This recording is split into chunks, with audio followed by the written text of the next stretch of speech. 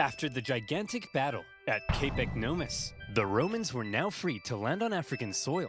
And so, they did. The Carthaginians chose to focus on defending the city of Carthage itself.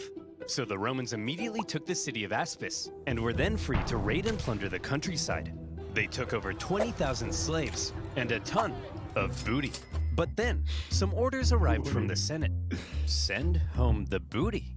Oh, but I want to stay. No, Steve, not you. They mean the treasure. Steve! Well, we are not watching any more of this filth. So the other consul left with the booty, leaving Regulus and his forces on their own. And they began advancing towards Carthage. Along the way, according to the ancient writer Livy, they encountered a literal dragon. Now, Livy was a Roman historian, so his account may be slightly exaggerated. But this, I believe. As the Romans continued to plunder, the Carthaginian people flooded into the city. Now, not only was it in a major panic, but it was so crowded, the people began to starve. Don't panic, everyone! Look, I know you're all starving, but I still have food for me. So, you know, it's not all bad. Whoa! You're wasting your tomatoes! And you idiots wonder why you're starving?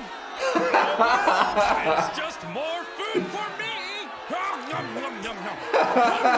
Things weren't looking good for Carthage. Oh my They had to God. do something to stop the Romans rampaging throughout their land. So they decided, finally, it was time to put an end to it.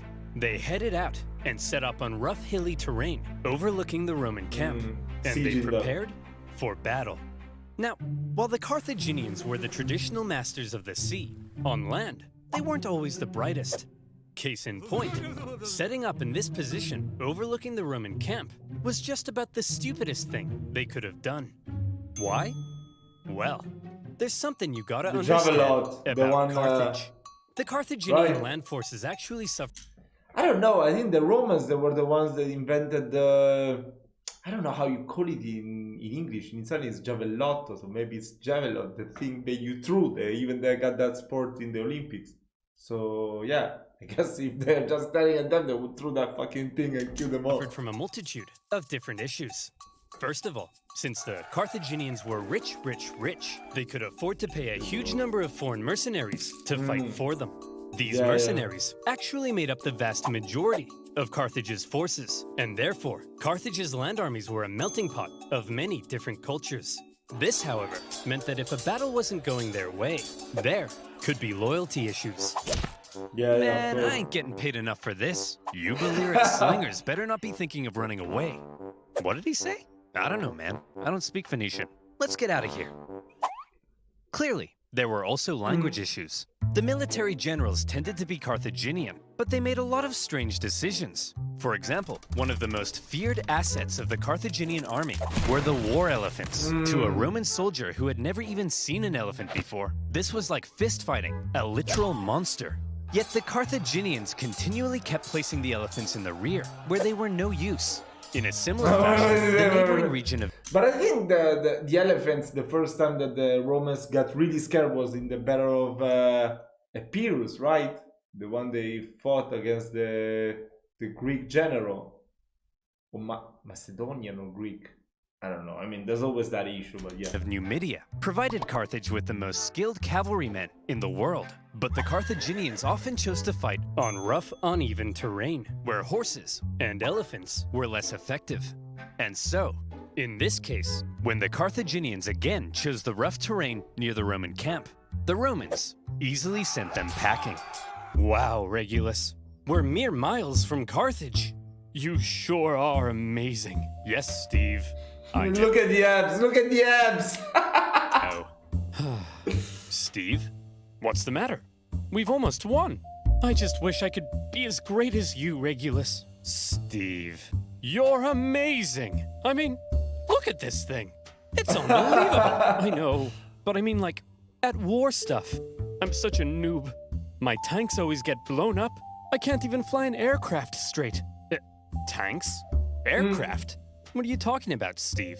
I'm talking about free-to-play online multiplayer combat Ah, game. that And was this so video's smooth. sponsor, War Thunder. That was so smooth, this War transition. Thunder, is the most comprehensive vehicle combat game ever made. Don't just drive the tank, become one with the tank. You can play as more than 2,000 battleships, aircraft, tanks, and helicopters in dynamic player versus player combat. With amazing 4K graphics, each vehicle is incredibly detailed and modeled down to their individual components. And for history nerds like you and I, the vehicle collection in War Thunder spans over 100 years of military development, from the 1920s to the present day. I love the detailed damage mechanics in War Thunder. You ever think about how the exact angle a shell hits an armored vehicle affects the resulting damage? War Thunder has. Every bullet and shell is simulated with realistic destruction. Damn, I love history, but I don't know anything about weapons that were used, in any era. I mean, I try to learn about it. Maybe we should react to some videos explaining better each weapon that is used, like maybe reacting to the battle, but like in detail with all the weapons and all that. That would be interesting. I want to learn more about It's that. the kind of thing that gets me up in the morning. And by using my link in the description below, new and existing users can get an exclusive OverSimplified decal to make their T50 tank look extra spicy. Plus, you'll get a huge bonus pack, including premium vehicles and boosters. So play War Thunder now on PC, Xbox, and PlayStation. And as always, by using my link, you'll be supporting my channel. So thank you. Now, where were we? Oh yeah. Steve. Invading Africa, getting some booty, and sending the Carthaginians packing. Everything was looking up for Regulus. A Roman victory seemed like it was only a matter of time. But then, Regulus realized something. He had been consul for almost a year, and his term was coming to an end. He knew that if his I do have the same cat calendar as well. successor took over Cat and and he dogs. finished the job, then he would get the naked statues, not Regulus. And there was no way Regulus was going to allow that. So he jumped the gun. You there, Carthaginian boy.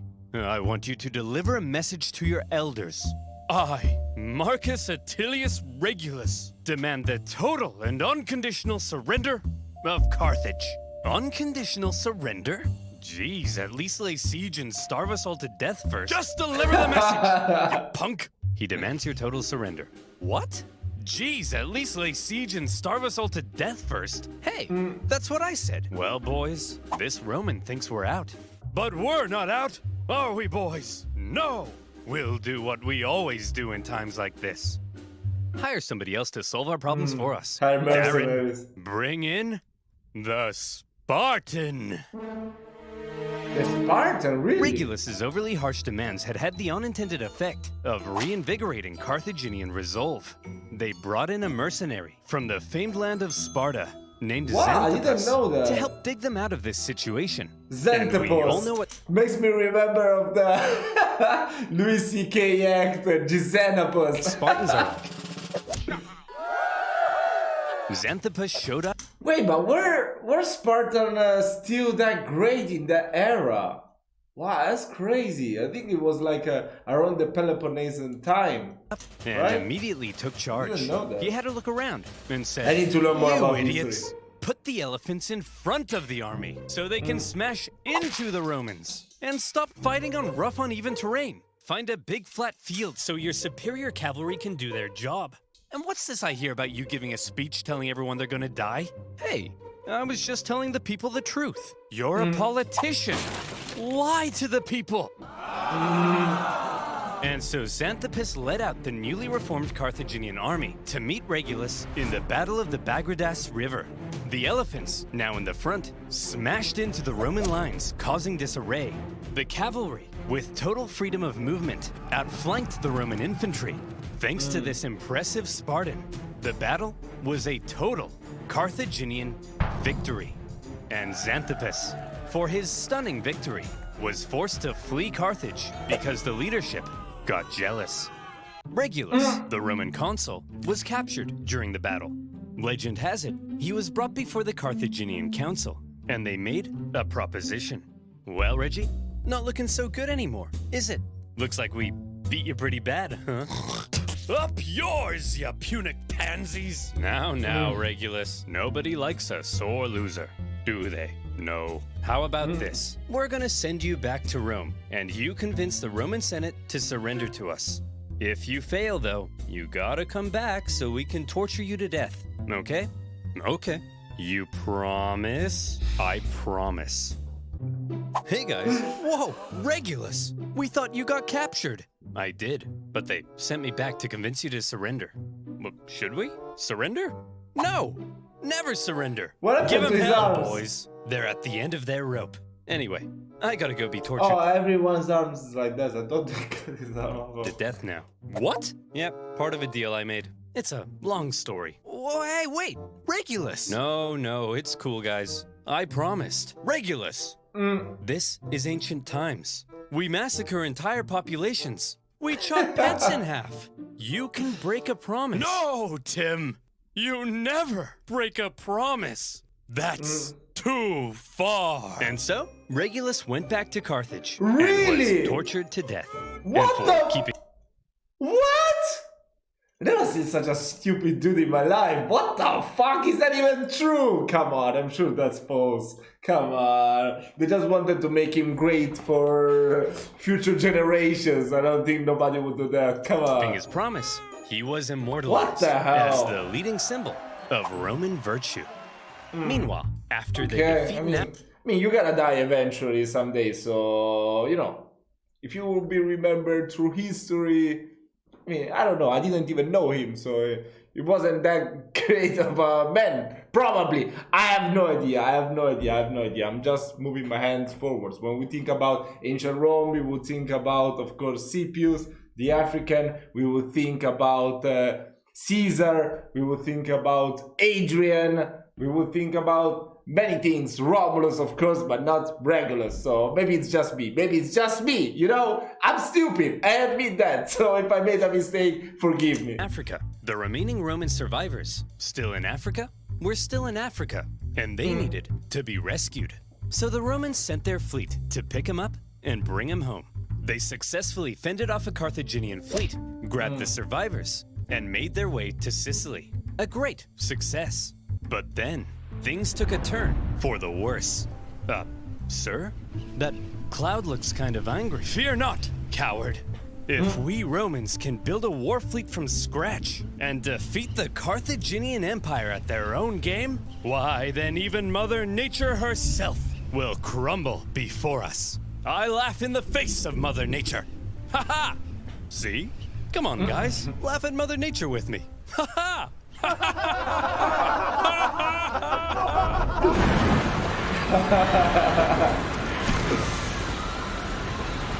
284 ships, nearly 80% of the Roman fleet was destroyed. As many as 100,000 men drowned in a terrifying act of nature. Never that's before crazy. had Rome lost so many men in a single incident. 100,000 casualties for That's any other nation unbelievable. would be crippling. Any other nation would hastily sue for peace. Any other nation would spend decades trying to recover. But Rome was not just any other nation. Infamous They will for its never sur- unrelenting they'll never determination surrender. in the face of overwhelming odds. Rome said, well, I guess we'll just have to build another fleet. And they did. In just 3 months, they built 220 more. I mean, does anyone know what was the sort of soldiers that at that time Romans had? I mean, here it just says 100,000, but 100,000 could be like 1/10, 1/5, half. I don't know. So I want to know. I'm kind of interested. I love numbers. More ships. An astonishing feat. Wow. The Romans sent out their brand spanking new war 220. fleet. And Oh my God! they got Seriously? caught in another storm. Again? This time, a whole nother Wow. fleet was lost. And still, the Romans did not give up. The Carthaginians couldn't believe it. Their enemy had just lost hundreds of thousands of men, had 2 fleets almost entirely destroyed, and they still wouldn't surrender. As one Roman poet put it, the victor is not victorious if the vanquished does not consider himself so. In okay. typical Roman fashion, after a short break, they were once again building another fleet. However, for now, after all the disasters at sea, the focus began shifting back to the land campaign in Sicily. The Carthaginians, overconfident from recent successes, attempted to retake Panormus, but the Romans countered the terrifying war elephants by throwing stuff at them and scaring them away. Having stopped the Carthaginian advance, the road was now open to the final Carthaginian stronghold on the island, Lilybaeum. Lilybaeum was an extremely well-fortified city. In 250 BC, the Romans laid siege. The Carthaginian defense, however, was fierce, and skilled blockade runners kept the city supplied. Progress was so slow that the siege would last another 9 years. To make matters worse, the Carthaginians later sent possibly the greatest military general of the time, a man named Hamilcar Barca, to the island. He engaged in a skillful campaign of guerrilla warfare behind enemy lines, and for the remainder of the war, he was a major thorn in the Roman side. For now, with the deadlocked siege at Lilybaeum and the new Roman fleet at sea, things seemed to be at a standstill, and the Romans had to do something to break the deadlock. Thankfully, the Roman consul, Clodius Pulcher, had an idea. He tried to get things moving by attacking the Carthaginian fleet at Trapana. Now, before a battle, to predict if they would win, it was common for the Romans to look for signs from the gods. This could mean observing the weather or inspecting some cow livers. You know, typical religion stuff. In this case, Pulcher reportedly tried to feed some sacred chickens, but unfortunately for him, they wouldn't eat a crumb. A very bad sign. Well, he said, if they won't eat, then let them drink! Stupid chickens! We'll observe the weather instead. Gods, give me a sign. Ignore that. Okay, how about this? If I can get this piece of paper into that trash basket, we'll win. Okay, if I can stand here silently for 5 seconds and do nothing, we'll win. Pulcher chose to ignore the signs from the gods, and in the following battle, the superior Carthaginians tore them to shreds. It also didn't help that by now the Romans had removed the corvus to stabilize their ships, and without their secret weapon, it was a disaster, and Pulcher was disgraced. To make matters worse, the victorious Carthaginian fleet then went on to intercept a Roman supply fleet on its way to Lilybaeum. As they approached, however, they saw the signs of an incoming storm, so they took shelter. The Romans, on the other hand, said, "Onward, men! Set sail! We've got to deliver these supplies stat!" But sir, those clouds, don't you think we ought to have learned our lesson by now? Yes, Brian, we ought to have. But we haven't. Another fleet and 50,000 men lost in another storm. Disaster. Now, this is unbelievable. Point, there still really isn't a clear winner. Sure, the Romans have captured most of Sicily and cornered the Carthaginian land forces at Lilybaeum, but the continued disasters at sea were critically depleting their resources, and without a strong fleet, Rome could not win. Meanwhile, Hamilcar Barca was still knocking about and creating even more problems. So, where do we go from here? How does this war finally end? By now, the two sides had been fighting for 23 years. They were exhausted. Their money, their resources, their strength were all utterly spent. The Carthaginians in particular were eager to see the war end so they could get back to trading and making money. So after the latest Roman disaster at sea, they said, look, there ain't no way in heck the Romans can come back again. They can't possibly afford to build another fleet. They're done. That's it. Recall the navy, repurpose them as merchant ships, and let's get back to making some money. Assuming the Romans would soon make peace, an anti-war faction within the government recalled a large portion of the navy, leaving Hamilcar on his own. The victors appeared to be declaring themselves victorious. Meanwhile, the vanquished were getting ready for round 5. The Romans built another fleet, this time heavily relying on patriotic donations from the upper classes to afford it. And once again, they put to sea. Sir?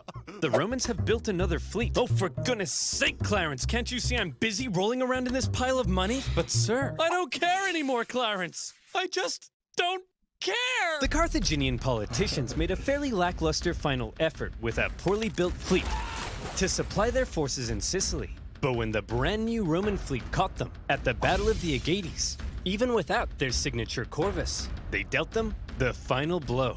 And that was that.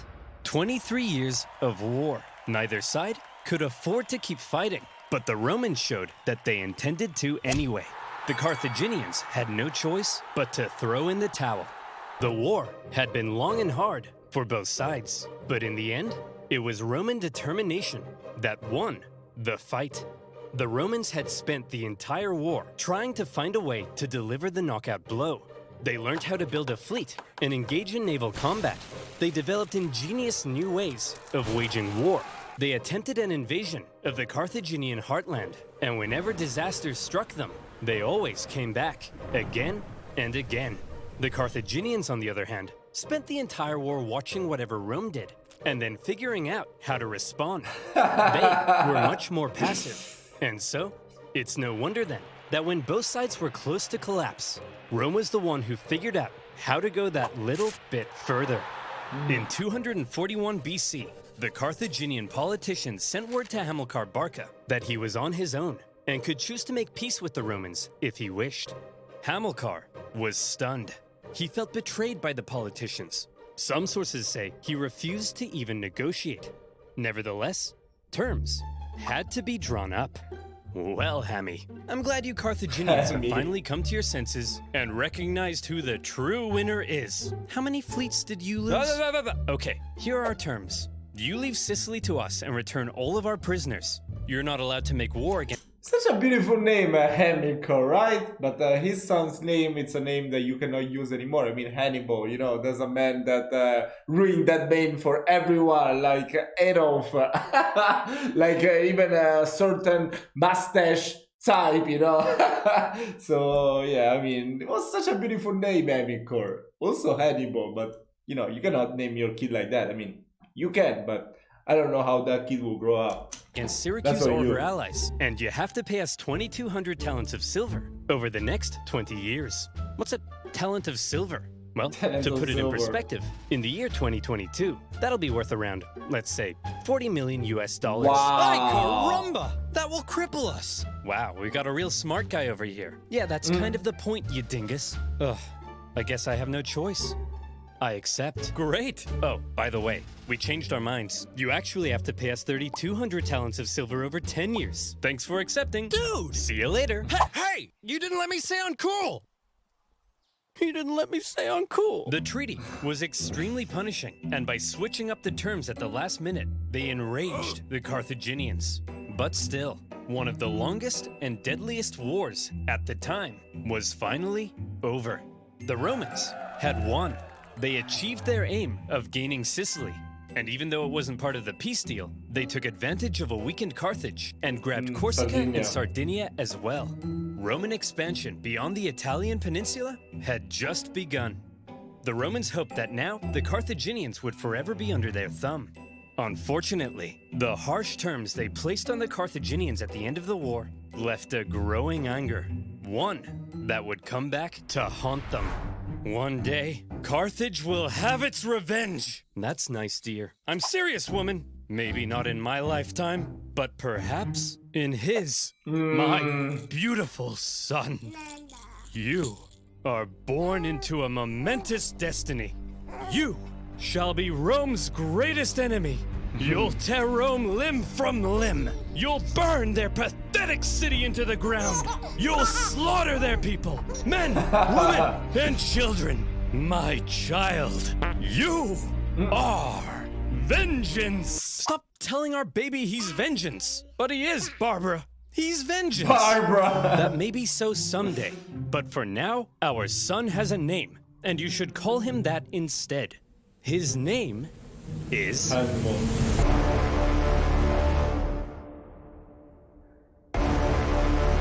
Wow! My God, I cannot wait. I cannot wait. Don't forget to play War Thunder now by clicking my link in the description.